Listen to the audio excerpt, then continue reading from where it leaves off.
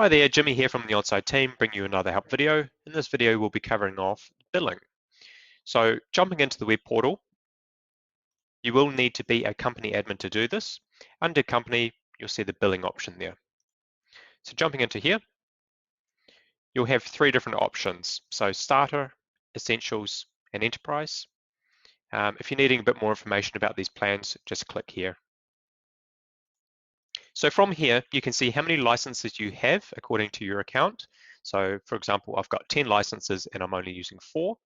And then a bit further down, we've also got the list of the properties that are in my account and then how that's distributed.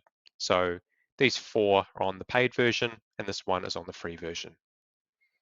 If I want to, I can then go switch that over to paid because I do have an extra space to do that, or a few, and then hit save.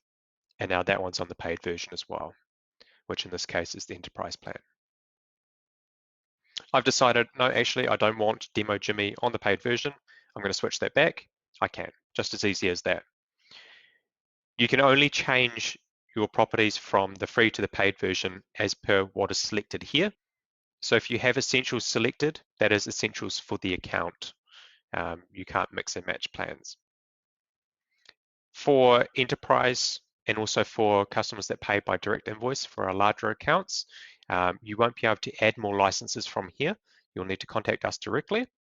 But for anyone else paying by credit card or direct debit, flick that to paid, and this will become next. So you just follow that step and it will take you through the payment process of updating the license. So that is the billing for your account. Thanks.